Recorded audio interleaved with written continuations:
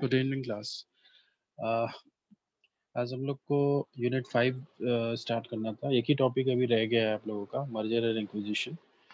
बहुत छोटा सा टॉपिक है, ज़्यादा कुछ नहीं है इसमें बताने को। अ, थोड़े बहुत न्यूमेरिकल्स भी हैं इसमें। ठीक है, तो ठीक है। स्ट्रेंथ तो आज बहुत ज़्यादा अच्छी नहीं है, फिर भी स्टार्ट करते हैं क्योंकि अभी हम लोग के पास ज़्यादा टाइम है नहीं।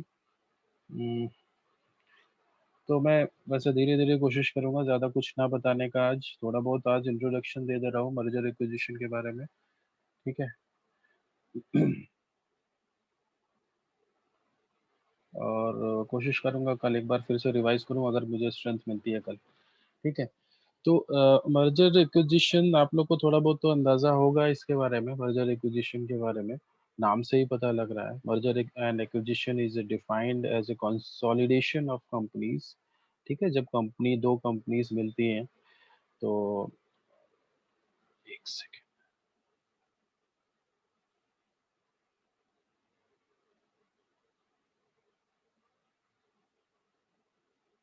ये कौन है? आनंदी शुक्ला। ये तो मेरे ख्याल से फेक ही है शायद, रहने देते हैं। ठीक है। तो merger and acquisition are defined as a consolidation of companies. Differentiating the two terms, merger is a combination of two companies to form one. ठीक है, मर्जर और एक्विजिशन मतलब होता है जब आप दो कंपनियां आपस में मिलती हैं, that is merger and acquisition. लेकिन अगर हम दोनों को अलग कर दें, दोनों टर्म्स को, मर्जर और एक्विजिशन को, तो अगर केवल मर्जर की बात करें तो merger is a combination of two companies to form one. ठीक है, दो कंपनियां आपस में मिलकर तीसरी कंपनी को फॉर्म करते हैं, तीसरी कंपनी को बनाते हैं। मतलब सपोज ए बी दो कंपनी है, दोनों मिले और उन्होंने कंपनी सी को दोनों मिले और उन्होंने फॉर्म किया कंपनी सी। ठीक है। While acquisition is one company take over by the other. लेकिन एक्विजिशन की बात करें, यहाँ एक कंपनी, जैसे ए बी की मैंने बात की, तो ए कंपनी ने बी को एक्वायर कर लिया। ठीक है, दोनों मिले और ए ने बी को एक्वायर कर लिया। अभी जो नाम चल रहा है वो ए कंपनी का चल रहा है। और मर्जर में क्या है, ए और बी दोनों कंपनी मिले, एक नई कंपनी उन्होंने बनानी बनाई, उसका नाम क्या है? Company C. ठीक है, तो वो मर्जर है। Acquisition is one company taken over by other. Merger and acquisition, one of the major aspects of corporate finance world. The reasoning behind merger and acquisition generally given is that two separate companies together create more value compared to being on an individual stand. ठीक है, with the objective of wealth maximization, companies keep evaluating different opportunities through the route of merger and acquisition. अच्छा, अगर किसी को कुछ doubt हो, कुछ problem हो तो आप हैंड रेज कर सकते हैं। ठीक है, तो स्टार्ट करते हैं यहाँ पर मर्जर एक्विजिशन के बारे में, आगे देखते हैं क्या है। जैसे मैंने अभी बताया, a merger is a transaction that result in the transfer of ownership and control of corporation. ठीक है, when and one company purchases another of an approximately similar size, the two companies come together and become one. Two companies usually agree to merge when they feel that they can do something together that they can not do one their own. ठीक है, जब कभी कोई company को लगता है कि वो अकेले कुछ अकेले वो नहीं कर पा रहे हैं जो वो करना चाहते हैं, अगर वो मर्ज हो जाते हैं दूसरी कंपनी से तो वो सारी चीजें वो कर सकते हैं। सपोज कोई कंपनी है, वो सपोज उनको जो है वो उनका प्रोडक्ट बहुत अच्छा है, मार्केट में बहुत चल रहा है, मगर वो जो भी मार्केट में टारगेट मार्केट को वो कवर नहीं कर पा रहे हैं सपोज। ठीक है, मतलब कि उनकी रीच उतनी नहीं है। तो उन्होंने क्या किया, मर्ज किया दूसरी कंपनी से, जिनकी रीच है उतनी, वो उतने सारे लोगों तक पास पहुँच सकते हैं और इस तरह से मर्ज करने के बाद उन वो उस अपॉर्च्युनिटी को वो ग्रैब कर सकते हैं। तो इस तरह से जो चीज़ें आप अकेले नहीं कर पा रहे हो, तो आप जो भी कंपनी मर्ज होके वो सारी चीज़ें कर सकते हैं। ठीक है? जैसे एग्जाम्पल यहाँ पे बता रहा है, Rajasthan bank and ICICI bank का एग्जाम्पल दे रहे हैं, रेनॉल्ट एंड निसान का एग्जाम्पल दे रहे हैं, दोनों कंपनीज मर्ज हुई। ठीक है। टाइप्स ऑफ, अगर हम लोग मर्जर्स की बात करें तो there are three types of mergers, vertical, horizontal and conglomerate. ठीक है, अगर हॉरिजॉन्टल की बात करें तो यहाँ पर क्या है, a merger occurring between companies producing similar product. ठीक है, दो कंपनी है, दोनों सिमिलर प्रोडक्ट या सर्विसेज प्रोवाइड कर रही है और वो मर्ज हो रही है, तो उसको बोलते हैं हॉरिजॉन्टल मर्जर। मर्जर ठीक है, a merger occurring between companies producing similar product goods and offering similar services. This type of merger occurs frequently as a result of larger companies attempting to create more effective economies of scale। ठीक है, यहाँ पे example भी इन्होंने दिया हुआ है। तो दो कंपनीज जो है, जो सिमिलर प्रोडक्ट प्रोड्यूस कर रही है, सिमिलर सर्विसेज प्रोवाइड कर रही है, ठीक है, और वो मर्ज हो जाती है। वही चीज मैंने बताई, सपोज कोई बहुत उसी फील्ड में, उसी इंडस्ट्री में कोई सपोज बहुत बड़ी कंपनी है, ठीक है, जैसे कि अभी एग्जांपल आइडिया और वोडाफोन का एग्जांपल, ठीक है, वो दोनों सेम सेम इंडस्ट्री की कंपनीज थी और दोनों मर्ज हो गई। ठीक है, तो वही चीज है, कभी कभी होता है कि कॉस्ट कम करने के लिए कंपनियां मर्ज हो जाती हैं, कभी कभी रेवेन्यू को इंक्रीज करने के लिए कंपनीज मर्ज हो जाती है। ठीक है, कभी कभी अपने रीच को बढ़ाने के लिए कंपनीज जो है मर्ज हो जाती है, तो वो कोई भी रीजन हो सकता है। तो अगर दो दो सिमिलर इंडस्ट्री की सिमिलर प्रोडक्ट जो प्रोड्यूस कर रहे हैं कंपनीज, अगर वो मर्ज हो रही है तो उसको बोलते हैं हॉरिजॉन्टल मर्जर। इसी तरह अगर वर्टिकल मर्जर की बात करें तो वहां पर क्या होगा, a merger between two companies producing different goods and services for one specific finished product. मतलब फिनिश्ड प्रोडक्ट सेम है, ठीक है, लेकिन अलग अलग प्रोडक्ट प्रोड्यूस कर रहा है। प्रोडक्ट मतलब एक तरह से हम बोल सकते हैं फिनिश्ड प्रोडक्ट जो है, उसके जो रॉ मटेरियल की अलग अलग रॉ मटेरियल कोई अगर प्रोड्यूस कर रहा है, ये हम बोल सकते हैं।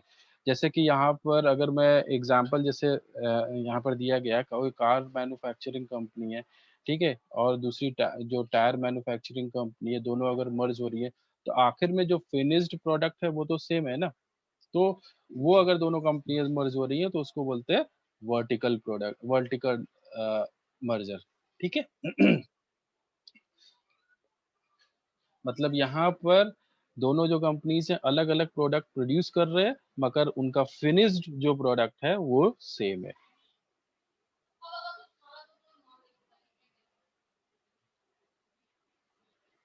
एक मिनट।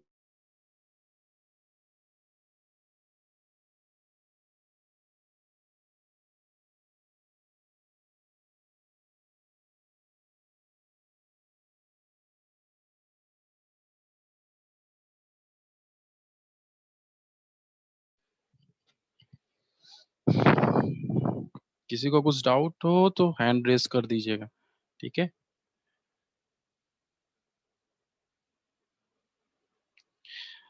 इसी तरह से जो अगला है कॉन्ग्लोमरेट मर्जर, ठीक है, यहाँ पर क्या है, यहाँ पर दोनों जो भी है, मतलब कि जो आपके दोनों कंपनीज है वो बिल्कुल अलग है। Conglomerate merger refers to merger between two firms which are carrying on business activities unrelated to each other। ठीक है, conglomerate mergers generally occur between companies operating in different industries, different categories और different geographical locations. ठीक है, वो मतलब different industries के हो सकते हैं, अलग अलग डिफरेंट कैटेगरीज के हो सकते हैं, या फिर डिफरेंट ज्योग्राफिकल लोकेशन के हो सकते हैं। ठीक है, जो भी दोनों कंपनीज हैं जो मर्ज हो रहे हैं। The purpose of conglomerate merger may be a business expansion और बिजनेस और अदर बिजनेस रीजन। ठीक है, कोई भी रीजन हो सकता है, बिजनेस एक्सपेंशन हो सकता है या कोई दूसरा रीजन हो सकता है। ठीक है, there are two types of conglomerate merger. और देखो, एक था वर्टिकल हॉरिजॉन्टल। ठीक है, एक में क्या था कि दोनों एक ही तरह के प्रोडक्ट प्रोड्यूस कर रहे हैं, दूसरे में क्या था फिनिश्ड प्रोडक्ट सेम है, तीसरे में क्या है अनरिलेटेड प्रोडक्ट है। ठीक है, यहाँ पर देखिए दो तरह के कॉन्ग्लोमरेट मर्जर है, प्योर एंड मिक्स्ड। प्योर क्या है, it involve firm with nothing common, and mixed में क्या है, it involve firm that are looking for product extension और प्रोडक्ट सॉरी मार्केट एक्सटेंशन। मतलब प्रोडक्ट एक्सटेंशन मतलब जो अपना जो भी आपको पता होगा मार्केट मिक्स के बारे में, तो जो वहाँ पर जो नंबर ऑफ प्रोडक्ट जो वो प्रोड्यूस कर रहे हैं उसको वहां पर उन्होंने कुछ अलग तरह का प्रोडक्ट उसमें उस प्रोडक्ट मिक्स में ऐड करना चाह रहे हैं, तो उसको बोलते हैं प्रोडक्ट एक्सटेंशन या फिर मार्केट एक्सटेंशन। मतलब जो भी मार्केट वो टारगेट कर रहे हैं उसको अगर उनको इंक्रीज करना है और ज्यादा मार्केट जो जहाँ पर पोटेंशियल है मार्केट पे उनको अगर टारगेट करना चाहते हैं, ठीक है, तो वो आपका इधर आ जाएगा मिक्स्ड कॉन्ग्लोमरेट मर्जर में। यहाँ पे देखिए एग्जांपल दिया गया है पेप्सिको, पिज्जा हट, ठीक है। खैर थ्योरी वाला पार्ट तो आसान है, इसलिए मैं जल्दी जल्दी पढ़ा रहा हूँ क्योंकि इसमें इतनी प्रॉब्लम तो नहीं होनी चाहिए, क्योंकि न्यूमेरिकल पोर्शन है थोड़ा सा, तो इसलिए मैं, और हम लोग के पास टाइम नहीं है ज़्यादा। मेरे ख्याल से कल क्लासेस होंगी, उसके बाद तो नहीं हो पाएंगी, ठीक है, तो इसलिए मैं थोड़ा सा इसको जल्दी पढ़ा रहा हूँ। अगर किसी को कुछ प्रॉब्लम हो तो पूछ लेना। तो वेज ऑफ मर्जर की बात करते हैं। A merger can be place in following veg, ठीक है। कैसे कैसे मर्जर किया जा सकता है? बाय परचेजिंग ऑफ असेट, ठीक है, एक कंपनी ने दूसरे कंपनी के असेट को परचेज कर लिया, इस तरह से मर्जर किया जा सकता है। दूसरी चीज क्या है? Bye purchase of common shares, equity shares की बात कर रहे हैं, तो वो अगर खरीद लिया, वो परचेज कर लिया, तो उस तरह से मर्जर हो सकता है। एक कंपनी ने एक्वायर कर लिया दूसरे को, ठीक है, दूसरी कंपनी का शेयर्स खरीद लिए। या by exchanging of shares for asset, या फिर by exchanging of share for shares, वो क्या होते हैं अभी हम लोग देखते हैं, ठीक है। सबसे पहले बात करते हैं by purchase of asset. The asset of company Y may be sold to company X. Once this is done, company Y is then legally terminated and company X survive. ठीक है, एक कंपनी ने क्या, द असेट जो भी company Y का है, वो किसको, वो कंपनी X के पास चला गया, and once this is done, company Y is then legally company terminated और कंपनी X इज सर्वाइव, ठीक है। तो इस तरह से आप असेट को परचेज करके मर्जर किया जा सकता है। अभी कॉमन शेयर्स यानी इक्विटी शेयर्स की बात कर रहे हैं। The common shares, the equity share of company Y may be purchased by company X when company X hold all the shares of company Y, it is dissolve, ठीक है। ये दो तरीके तो बिल्कुल आसान थे। आगे देखते हैं। The by exchanging of shares for assets, हाँ, by exchanging of shares for asset, company X may give their shares to stakeholders of company Y for its net asset. The company Y terminated by its shareholders who who now hold shares of company x. तो इस तरह से भी किया जा सकता है कि कंपनी एक्स ने सारे में give their shares to stake holder, जो भी स्टेक होल्डर्स है कंपनी वाई के, उनको शेयर्स दे दिया और इस तरह से कंपनी वाई को टर्मिनेट कर दिया, ठीक है, by exchanging of shares for assets. या फिर by exchanging of shares for shares, company A gives its shares to share holders of company Y and then company X is terminated, ठीक है। तो इस तरह से आपका मर्जर, ये सारे तरीके हैं जहां जहां पे मर्जर जिस जो जैसे मर्जर किए जा सकते हैं। आ, सारे असेट खरीद लिए, या फिर इक्विटी शेयर्स खरीद लिए, या फिर by exchanging of share of asset, या फिर by exchanging of share of for shares.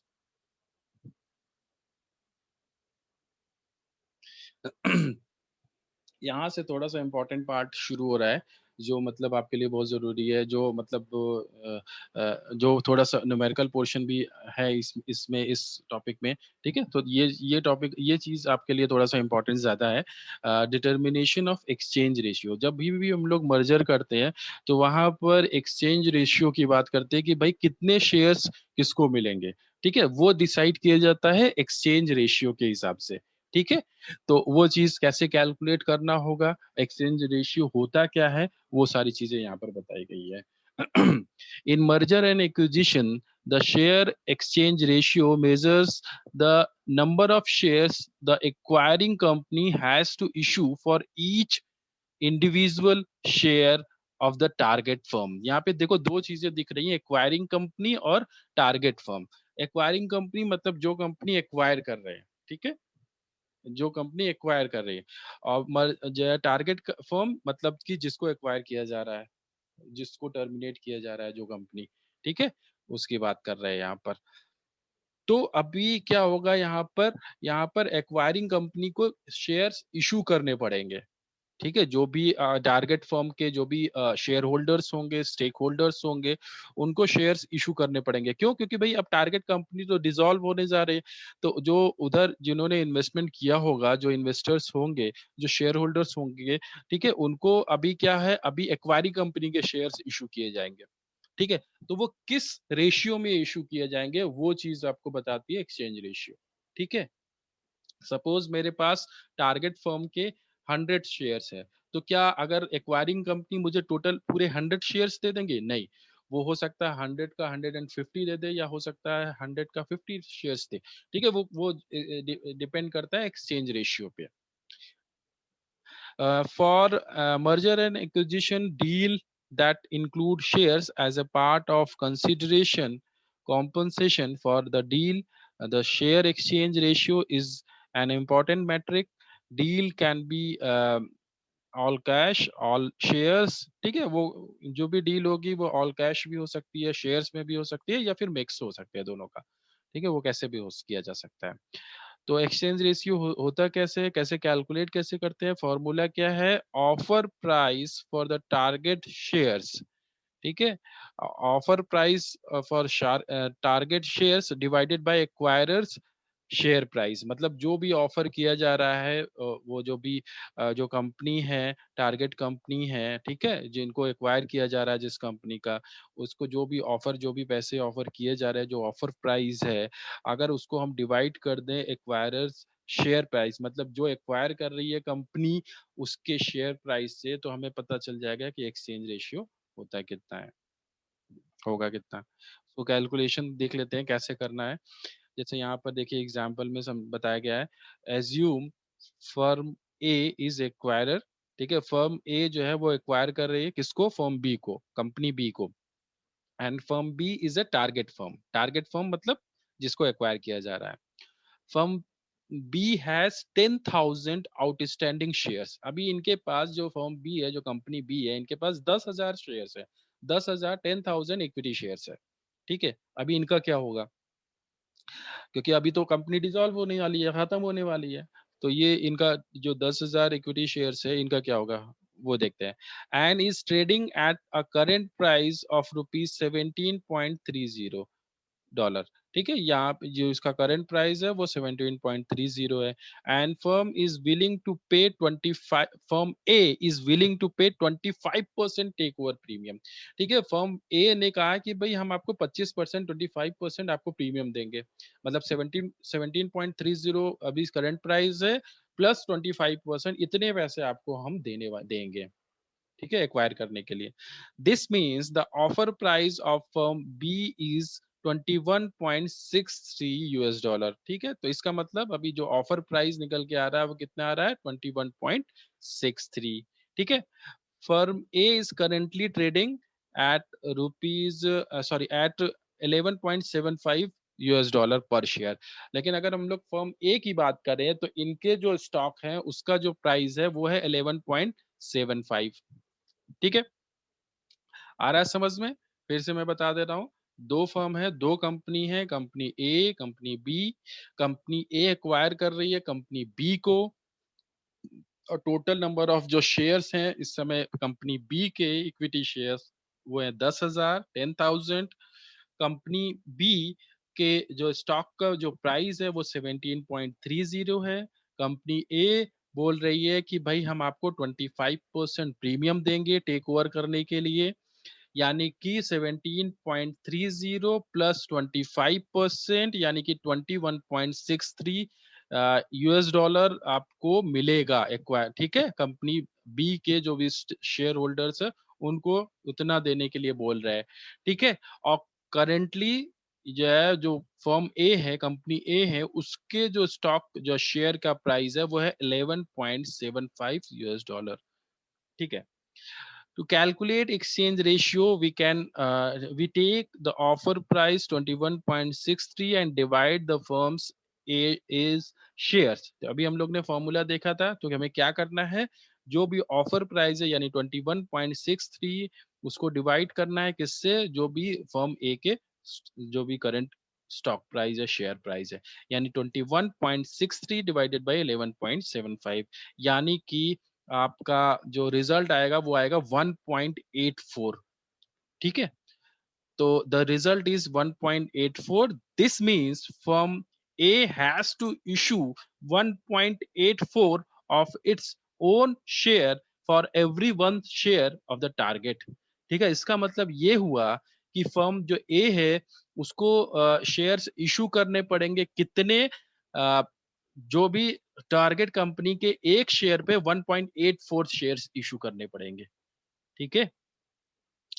मतलब कि अगर 10,000 शेयर्स हैं तो 18,400 शेयर्स इशू करने पड़ेंगे, 18,400 शेयर्स इशू करने पड़ेंगे, 1.84 टाइम्स इसको शेयर्स इशू करने पड़ेंगे, क्योंकि क्योंकि जो है फर्म ए एक शेयर पे 1.84 शेयर्स देंगे, ठीक है।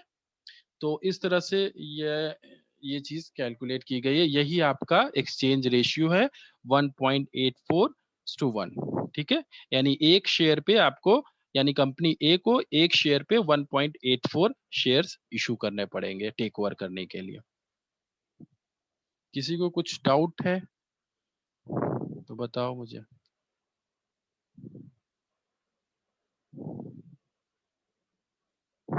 बाकी इसको देखो एक बार, 5 मिनट तक देखो इसको, अगर कुछ प्रॉब्लम हो रही है तो बताओ मुझे, क्योंकि ये बहुत इंपॉर्टेंट है।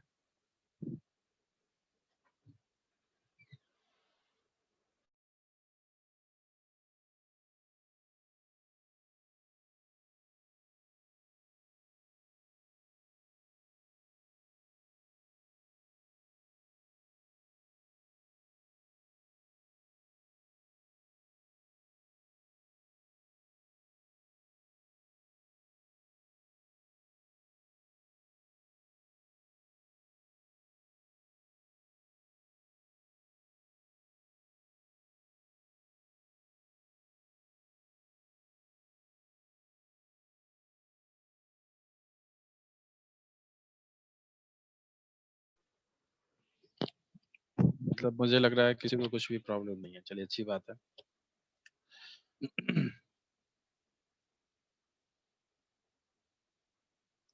इसी तरह ये कुछ एग्जाम्पल्स हैं एक्सचेंज रेशियो के ही।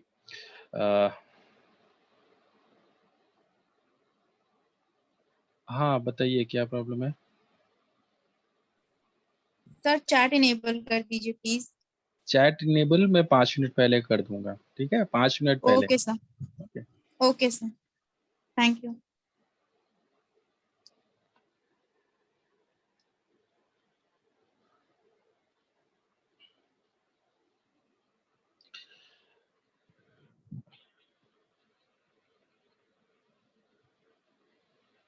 Saviruchi Limited has 2 lakh shares outstanding, ठीक है, इनके पास जो शेयर्स है टोटल वो 2 लाख है। Want to acquire Durga Bhavan limited, ठीक है। और इनके पास यानी कि जो एक्वायरर है वो है सविरुचि, ठीक है। और आपका जो दुर्गा भवन लिमिटेड है वो आपका टारगेट फर्म है, ठीक है। इनके जो टारगेट फर्म में टोटल आउटस्टैंडिंग जो शेयर्स है वो है 1 lakh, 1 lakh. By exchanging its 1.6 shares, अच्छा यहाँ पे एक्सचेंज रेट दे दिया है इन्होंने, ठीक है। By exchanging its 1.6 shares for every shares of Durga Bhavan limited, कम calculate the post merger number of shares. अच्छा यहाँ पर केवल आपको नंबर ऑफ शेयर्स बताने हैं कि कितने शेयर्स जो है इशू करने पड़ेंगे, जो आपके एक्वायरर कंपनी है उसको कितने total number of shares issue करने पड़ेंगे एक्वायर करने के लिए। तो new shares to be issued to target is equal to exchange ratio जो कि आपका है 1.6 into existing number of shares of target जो कि है आपका 1 लाख, ठीक है।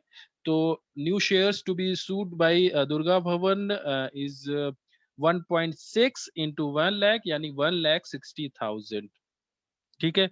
और जो एग्जिस्टिंग जो शेयर्स है वो कितने हैं, 2 लाख ऑलरेडी है इनके पास। तो टोटल नंबर ऑफ जो शेयर्स होंगे एक्वायरर जो कंपनी है उसके कितने होंगे, post merger number of shares जो कितने होंगे, 2 लाख पहले के और 1,60,000 उन्होंने बाद में एक्वायर करने के लिए इशू किया, यानी 2 लाख प्लस 1,60,000 यानी कि 3,60,000 इनका post merger number of shares हो गए। ठीक है, तो यहाँ पर देखिए कुछ भी पूछ सकते हैं, एक्सचेंज रेशियो पूछ पूछ सकते हैं, post merger number of shares पूछ सकते हैं। ठीक है,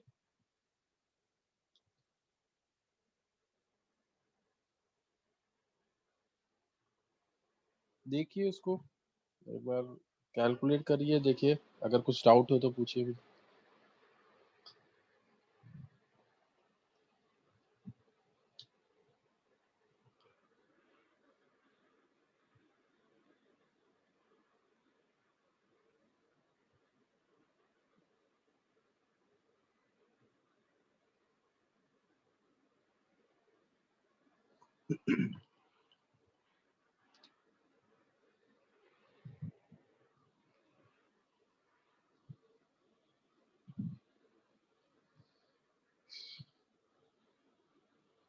अच्छा, एक और तरीका है यहाँ पर एक्सचेंज रेशियो कैलकुलेट करने का, नेट असेट वैल्यू मेथड।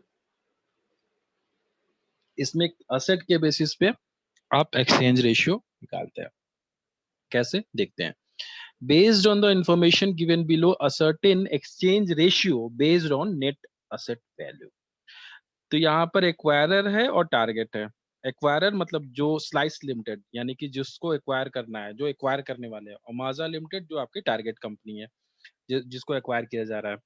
ठीक है, slice limited and Maaza limited. Total जो असेट्स हैं उसकी वैल्यू स्लाइस लिमिटेड की है 1,000,000,000। ठीक है, और माजा की है 500,00,000। इसी तरह ये तो उनके असेट्स हैं, लाइबिलिटी 400 और 200 है। ठीक है, अब इस बेसिस पे आपको एक्सचेंज रेशियो पता करना है। तो यहाँ पे क्या करेंगे, सबसे पहले हम लोग नेट असेट निकालेंगे। नेट असेट से क्या मतलब है, टोटल असेट माइनस लाइबिलिटीज।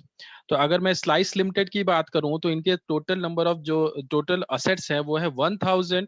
ठीक है, और इनके जो इनके लाइबिलिटीज है वो है 400। ठीक है, स्लाइस लिमिटेड की। तो जो इनका नेट असेट होगा वो होगा 1,000 माइनस 400, यानी कि 600,00,000।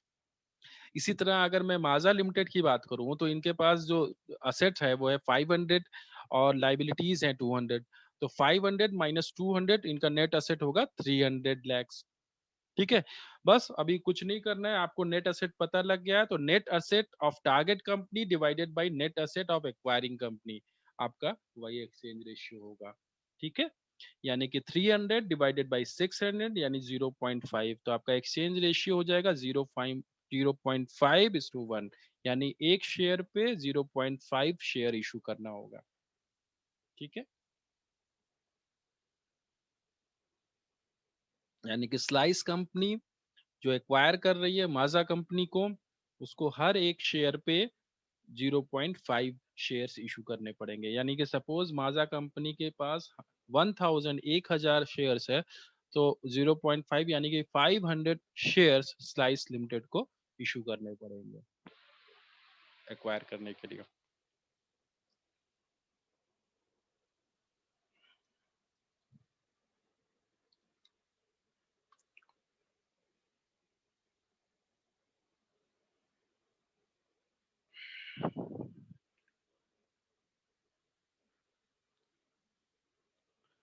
चैट बॉक्स मैंने इनेबल कर दिया है, जिसकी अटेंडेंस रह गई है वो दे दें।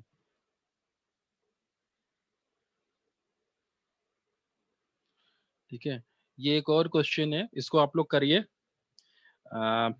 Based on the information given below, determine the exchange ratio based on net asset value। ठीक है, इसको कैलकुलेट करिए। आप लोग बताइए मुझे एक्सचेंज रेशियो कितना होगा चैट बॉक्स में।